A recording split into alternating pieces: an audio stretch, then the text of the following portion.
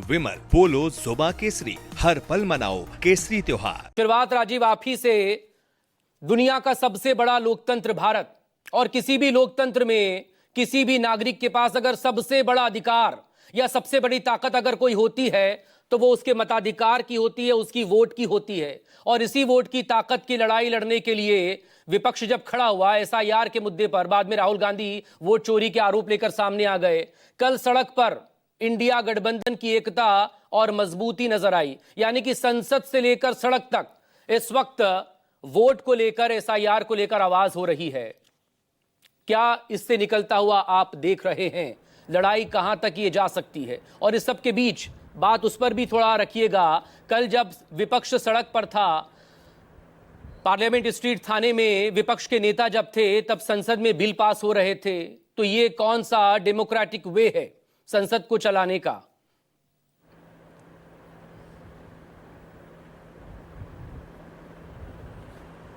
देखिए मकसूद, अगर कल के प्रदर्शन की विपक्ष की बात कही जाए तो समूचा विपक्ष पिछले 10-11 वर्षों में एनडीए सरकार के खिलाफ या मोदी सरकार के खिलाफ समूचा विपक्ष धरना प्रदर्शन कर रहा हो, विरोध कर रहा हो, सड़कों पर उतरा हो, ये पहली बार देखा गया। इससे बड़ा पूरे विपक्ष की एकता या पूरे विपक्ष ने मिलकर विरोध प्रदर्शन इतना बड़ा पिछले 11 वर्षों में नहीं किया।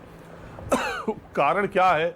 आप जो एसआईआर को लेकर के है, वोटर लिस्ट को लेकर के है।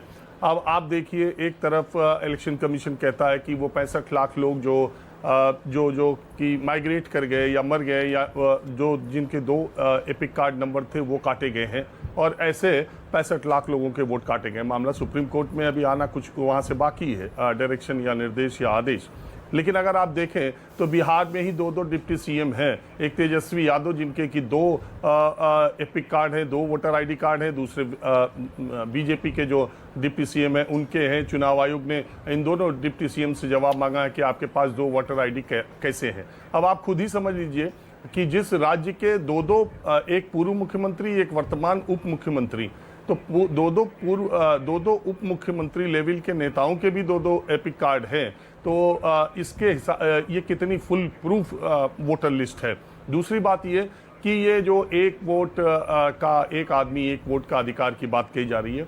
देखिए सबसे बड़ी बात क्या है मकसूद, कि अगर इस बात को, इस चर्चा को अगर आप बीजेपी, एनडीए, इंडिया में बांट के देखेंगे तो दरअसल वो बात हल्की होती है, और वो बात जो मूल मुद्दा उससे डिस्ट्रैक्ट करती है। इसको सत्ता पक्ष और विपक्ष से देखने के बजाय मुझे लगता है कि देश का हर आदमी ये चाहता है कि केवल वैध नागरिक ही वोटर होने चाहिए, और इसके लिए इलेक्शन कमीशन जो कदम उठाना चाहे वो उठा सकता है। लेकिन इस एक्सरसाइज के नाम पर अगर किसी भी वैध वोटर का नाम कट जाता है तो ये बहुत बड़ा अन्याय होता है। तो इसलिए इस एक्सरसाइज को फुल प्रूफ, मैं हमेशा कहता हूं, इस एक्सरसाइज को फुल प्रूफ करने के लिए, वोटर लिस्ट को फुल प्रूफ करने के लिए, या कहिए बुलेट प्रूफ करने के लिए जो भी कदम है वो चुनाव आयोग को ही उठाने हैं। और अभी देश में पहली बार ऐसा हो रहा है कि जब इतना बड़ा विपक्ष सीधे चुनाव आयोग पर आरोप लगा रहा है, वोट चोरी की बात कर रहा है और वोटर लिस्ट के शुद्धिकरण की बात कर रहा है,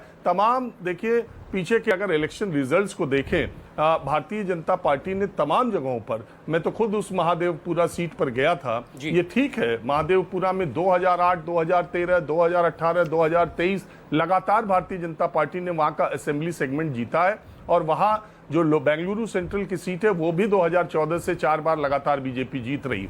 तो महादेवपुरा में बीजेपी, अगर आप वहां जाके लोगों से बात करेंगे तो बीजेपी का डोमिनेंस आपको दिखाई देता है।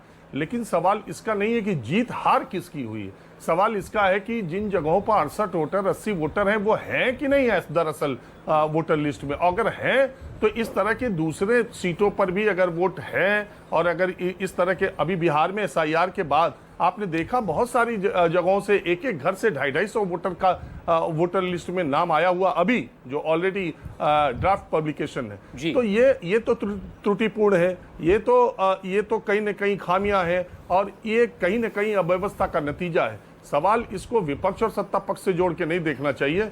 मुझे लगता है कि ये वोटर लिस्ट को दुरुस्त करने का चुनाव आयोग का ये एकदम पीक टाइम है, और क्योंकि सवाल उसके ऊपर सबसे ज्यादा उठ रहे हैं और कॉन्स्टिट्यूशनल अथॉरिटी की जिम्मेदारी होती है कि अब इस पर भी चुनाव आयोग सिर्फ राहुल गांधी से एफिडेविट मांगे और नहीं तो राहुल गांधी देश से माफी मांगे, एक लाइन की रटा रटाया जवाब चुनाव आयोग ये देता रहेगा तो जनता के बीच में ये भ्रम और पुख्ता होता रहेगा।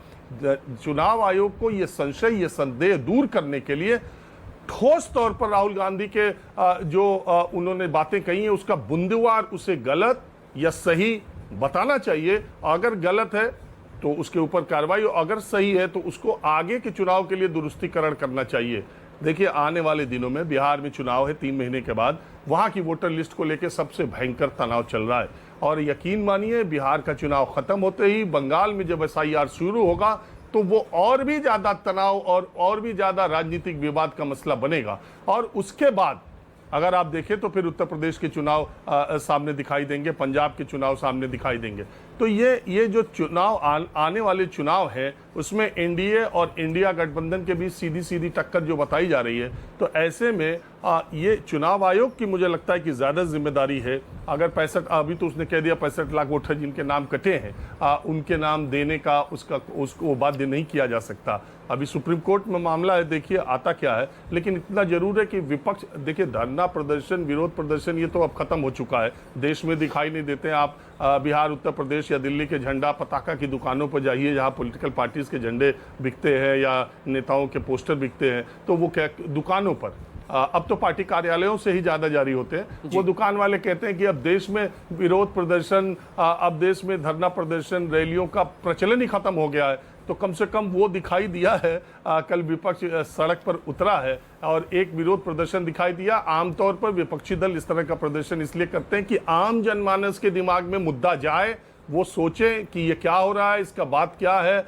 इसके तह में क्या है। ये वोटर लिस्ट का मामला इतना टेक्निकल है कि बहुत सारे लोगों को SIR या राहुल गांधी ने जो 90, मैं आपको दावे के साथ कह सकता हूं, जो लोग 6-8 घंटे मोबाइल पर रहते हैं और दिन भर वीडियो देखते रहते हैं, उन लोगों से भी अगर आप पूछेंगे कि पूरा ये SIR का मसला क्या है और राहुल गांधी क्या बात कर रहे हैं, तो उसकी तह में अंदर तक उनको जानकारी नहीं है। मुझे लगता है विपक्ष ने ये आंदोलन इस तरह से बड़ा इसलिए किया है कि ज्यादा लोगों तक ये मुद्दा पहुंचे। लेकिन कुल बात यह है कि सारी की सारी जिम्मेदारी चुनाव आयोग पे आके टिकती है कि वो अपनी बातों को स्पष्ट तरीके से सामने रखे। बहुत शुक्रिया।